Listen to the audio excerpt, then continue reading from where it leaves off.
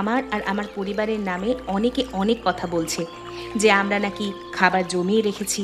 কে বলছে এই কথা আমি জানি, কেন বলছে সেটাও জানি। হ্যাঁ, আমি বলেছি, কারণ এটাই সত্যি। তোমার ঘরে খাবার মজুদ আছে, তুমি কি অস্বীকার করতে পারবে? বৌদি, একটু ধৈর্য ধরো। আমি অস্বীকার করছি না, প্রমাণ চাইছি। তুমি বলছো আমার ঘরে মজুদ আছে খাবার, কোথায় দেখলে, কবে দেখলে? আমি আমি লোকের কাছে শুনেছি। কোন লোক, নাম বলো। এই গ্রামের সবাই এখানে আছে, যে বলেছে সে দাঁড়াক। আর বৌদি, যেহেতু তুমি আমার ঘরের কথা বলছো, আমিও তোমাকে একটা প্রশ্ন করি। তোমার বাড়ির পেছনে একটা নীল ঝুড়িতে কি আছে গো? আমার আমার বাড়িতে কি থাকবে না থাকবে সেটা তুমি কে জিজ্ঞেস করবে আমায়? এটা আমার ব্যক্তিগত ব্যাপার। ব্যক্তিগত? ঠিক আছে, কিন্তু বিন্দু কাকিমা একটু আসুন এদিকে। কাকিমা, আপনার যে দুটো হাঁস হারিয়ে গিয়েছিল না, সেগুলোর কোনো চিহ্ন ছিল কি, পায়ে কোনো দাগ? হ্যাঁ মা, আমার একটা হাঁসের বাঁ পায়ে কাটার দাগ আছে পুরনো। ছোটবেলায় তারের বেড়ায় পা কেটেছিল, সেই থেকে দাগটা আছে। দিদি, দিদি পেয়েছি। নীল ঝুড়িতে 3টে হাঁস ছিল, দুটো সাদা একটা ধূসর। আর ঝুড়ির পাশে দুটো বস্তা ছিল, একটায় চাল আর একটায় মুড়ি রাখা। বস্তায় হরিদাস কাকার নাম লেখা একটায়। কাকিমা, এই হাঁসটা একটু দেখুন তো, চেনেন?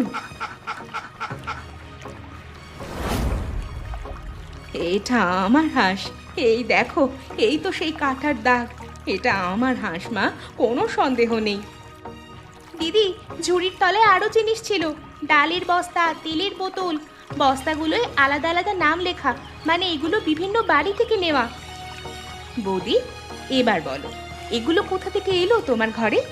বন্যায় গ্রামের মানুষ না খেয়ে আছে, আর তুমি রাতের অন্ধকারে ঘরে ঘরে থেকে জিনিস সরাচ্ছ, আর দিনের বেলায় আমার নামে বলে বেড়াচ্ছ যে আমি লুকিয়ে রেখেছি।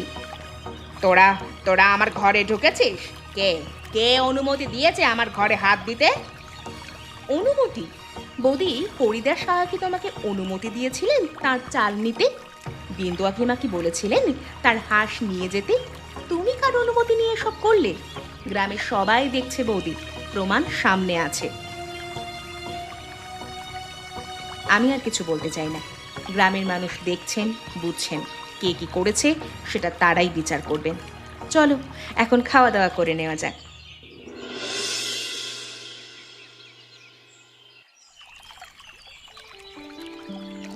তৃষা, একটা কথা বলো, তুমি যদি আগে থেকেই বুঝতে পেরেছিলে যে কনক বৌদি এসব করছে, তাহলে আগে বললে না কেন কাউকে?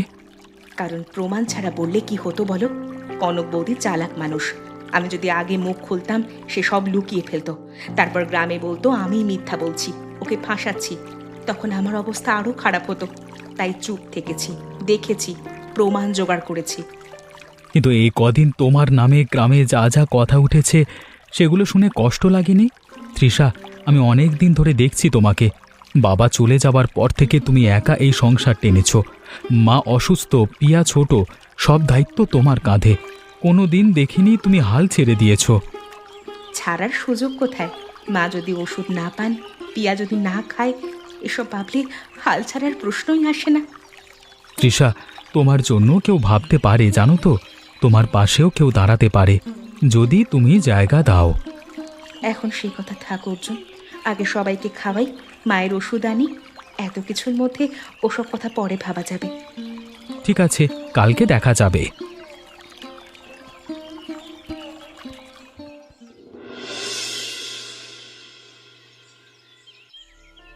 বৌদি, দিদি কিন্তু তোমার বিরুদ্ধে আর কিছু বলেনি গ্রামের লোকেদের সামনে, শুধু যেটুকু সত্যি সেটুকু বের করে এনেছে। চাইলে আরো অনেক কিছু বলতে পারতো, কিন্তু বলেনি। জানি পিয়া, জানিও পারতো। ও না বললেও আমি নিজে জানি আমি কি করেছি। আচ্ছা বৌদি, তুমি আমায় দয়া করে বলো, দিদি কি করেছে তোমার, যে তুমি ওর এত বড় ক্ষতি করতে চাইলে? দিদি কি কোনোদিন তোমার সাথে খারাপ ব্যবহার করেছে, কিছু বলেছে তোমার বিরুদ্ধে এর আগে? না, বলেনি। তৃষা কোনোদিন আমার সাথে খারাপ কিছু করেনি। আসলে আমি ওকে হিংসা করতাম। ও ভালো রান্না করে, গ্রামে সবাই ওকে চেনে, ওর নাম বলে। শহর থেকে লোক আসে ওর রান্না খেতে, ওর জন্য ওর চারপাশে ঘোরে। আর আমাকে কেউ চেনে? আমার কথা কেউ বলে না।